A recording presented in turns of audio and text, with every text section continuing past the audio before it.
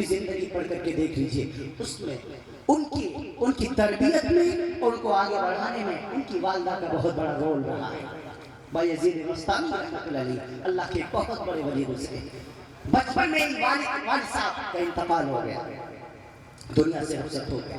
جب دنیا سے جانے والے تھے بایزید کے والد، تو انہوں نے اپنی بیوی یعنی بایزید کی ماں کو ایک وصیت کی، بہت غور سے سنیے گا، آپ بھی سنیں، ہماری مائیں، بہنیں، بیٹیاں، بچیاں سب سنیں، بڑی کام کی بات ہے۔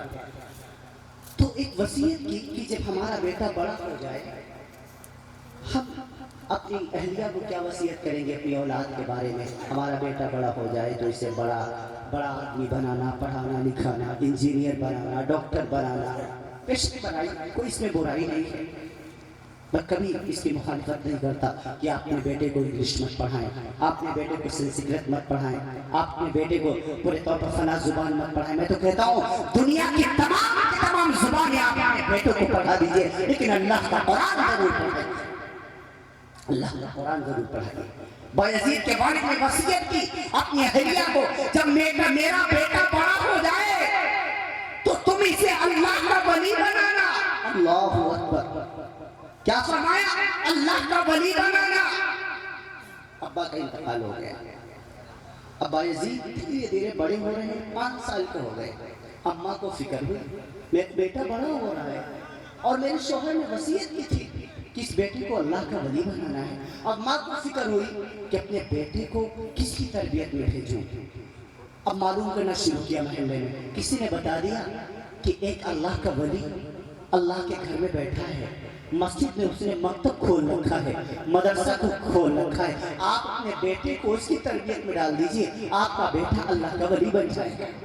بوڑھی ماں اپنے اس یتیم لختے جگر کو لے کر کے اس اللہ والے کے پاس پہنچ گئی، کہنے لگی حضرت جی میں بیوہ ہوں، یہ میرا یتیم لختے جگر ہے، میرے اس یتیم نذرانے کو قبول فرماؤ۔ حضرت جی میرا اور کوئی بیٹا بھی نہیں، میری اور کوئی بیٹی بھی نہیں، میرا شوہر اللہ کو پیارا ہو چکا ہے، ہاں اس کو آپ میرے بیٹے کو یتیم بچے کو اپنی حفاظت میں لے لیجئے، اپنی تربیت میں لے لیجئے، آپ اسے پڑھائیے لکھائیے، اپنے پاس رکھیے۔ اور جب چلنے لگی تو کان میں کہا حضرت جی ایک میری دعا، ایک میری درخواست ہے، آپ اس سے وعدہ کریں کہ جب تک یہ میرا بیٹا اللہ کا ولی نہیں بن جائے گا آپ اسے چھٹی نہیں دیں گے۔ یہ بڑا عجیب مسئلہ ہے۔ کیا فرمایا؟ جب تک میرا بیٹا اللہ کا ولی نہ بن جائے اس وقت تک آپ اسے چھٹی نہیں دیں گے۔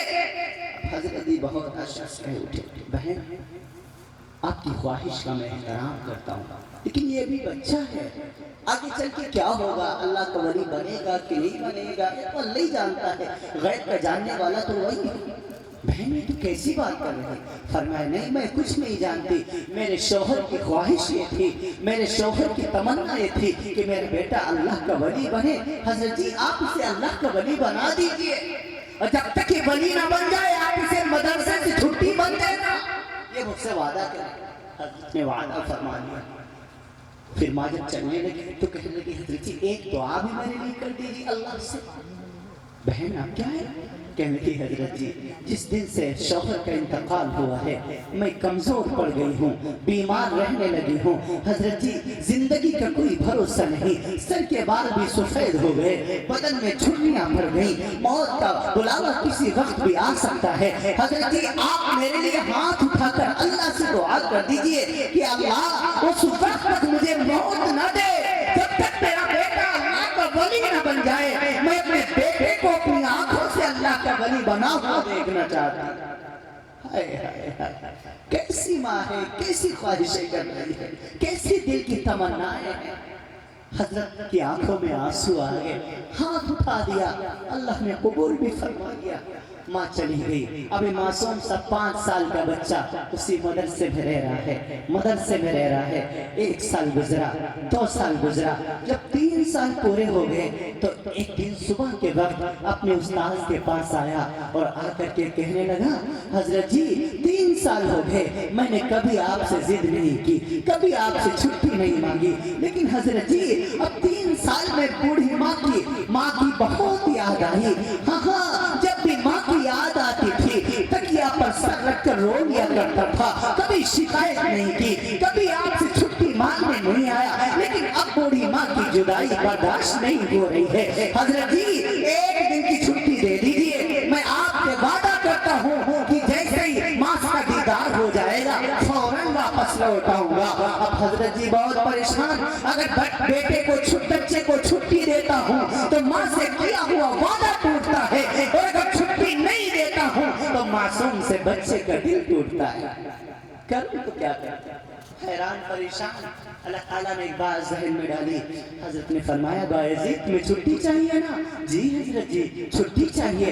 कहा अच्छा तुम्हें छुट्टी एक शर्त पे मिल सकती है, एक शर्त ये है कि तुम अब से लेकर के गुरूब आफ्ताब होने से पहले, यानी मगरिब की अज़ान होने से पहले, असर के बाद मगरिब का वक्त दाखिल होने से पहले तुम कुरान करीम के इतने सफ़े 15 या 16 सफ़े कुछ थे, मैंने किताब में सवाल हयात में पढ़ रखा है, मुझे ठीक से इस वक्त ज़हन में नहीं है 15 है या 16 है, बहरहाल इन्हीं दो गिनतियों में से एक गिनती थी। 15 या 16 सफ़े अगर तुम ज़बानी हिफ्ज़ याद करके सुना दोगे तब तो तुम्हें छुट्टी मिल जाएगी, लेकिन अगर तुमने याद करके नहीं सुनाया तो अगले 3 साल तक तुमको कोई छुट्टी नहीं मिलेगी। जब उस बच्चे ने ये सुना तो फौरन समझ गया उस्ताद जी मुझे छुट्टी देना नहीं चाहते। क्यों? इतना सबक तो कोई आगे नहीं कर सकता। 15-16 सफ़े ज़बानी। फौरन आया, पहले दिल में आया जाऊं उस्ताद जी की खुशामद करूं, पैर पकड़ूं, माफी मांगूं, कुछ सबक कम करा लूं, लेकिन माँ की बात याद आ गई। माँ ने रुखसत करते वक्त समझा दिया था बेटा उस्ताद की शान में कभी बेअदबी न करना, कभी गुस्ताखी न करना, कभी उसके हुक्म की खिलाफ वर्जी न करना, जो उस्ताद हुक्म दे उसी की तामील करना, यही तुम्हारे लिए जरूरी है। कामयाब शागिर्द बनने के लिए उस्ताद के हर हुक्म को मानना तो पर लाजिम और वाजिब है। ये बात जैसे ही जहन में आई फौरन मस्जिद की तरफ चला गया है नन्हा बच्चा। वजू किया, वजू करके 2 रकात नमाज पढ़ी, उसके बाद दुआ के लिए हाथ नन्हे नन्हे उठा दिए, दुआ मांगने लगा ऐ रब्बे जुल जलाल, ऐ खालिके कायनात, मालिके अर्ज़ व समावात, ऐ महमूदुस सिफात, ऐ रब्बुस समावात वल अर्ज़, ऐ अल्लाह तू जानता है मैं नन्हा सा बच्चा हूँ, इतना सबक याद करना मेरे बस की बात नहीं है, लेकिन मेरी वो माँ जो मुझे इस मदरसे में छोड़ के गई है वो कहा करती थी कि अल्लाह सब कुछ कर सकता है, अल्लाह सब कुछ कर सकता है, अल्लाह हर चीज पर कादिर है। आए अल्लाह आज मेरी माँ की उस बात की लाज रख लीजिए। मैं तो याद नहीं कर सकता, लेकिन अगर तू चाहे तो ये सबक मुझे याद करा सकता है। आए अल्लाह मेरी माँ की बात की लाज रख लीजिए, मुझे सबक याद करा दीजिए। दुआ मांगी, रोता रहा नन्हा बच्चा और आकर के सबक याद करना शुरू किया। लिखने वालों ने लिखा असर के बाद पहुंच गया बायजीद उस्ताद के दरबार में। हजरत जी उस्ताद जी सबक सुन लीजिए, सबक याद हो गया है। सुभान अल्लाह। हजरत जी ने सोचा 2 सफ़े याद हो गए होंगे, 3, 4, 5 याद हो गए होंगे, लेकिन जब सुनाना शुरू किया लिखने वालों ने लिखा जितना सबक उस्ताद जी ने दिया था उससे 2 सफ़े ज्यादा सुना दिए।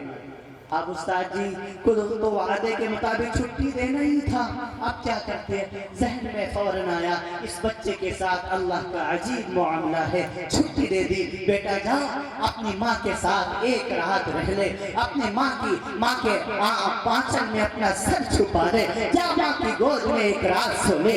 ये रात का सन्नाटा हो गया, ये बनन्ना बच्चा अपनी घर की तरफ दौड़ा चल रहा है। आज 3 साल के बाद अपनी बूढ़ी माँ का चेहरा देखेगा, 3 साल के बाद आज इसको अपने घर की दीवारें नजर आएगी, 3 साल के बाद इसको अपनी माँ का चेहरा नजर आएगा। दिल में अरमान है, दिल में उमंगे हैं, माँ से ये बात कहूँगा, माँ से ये बात कहूँगा। रात का अंधेरा था, दरवाजे पर दस्तक दी, मंदिर कल बात कौन है? फरमाया अम्मा आपका बेटा बायजीद हूँ। अंदर से कोई आवाज नहीं आई, फिर दरवाजा खटखटाया, अम्मा दरवाजा खोलो आपका बेटा बायजीद आया है। माँ ने कोई दरवाजा नहीं खोला, तीसरी बार फिर दरवाजा खटखटाया, अम्मा आपका बेटा 3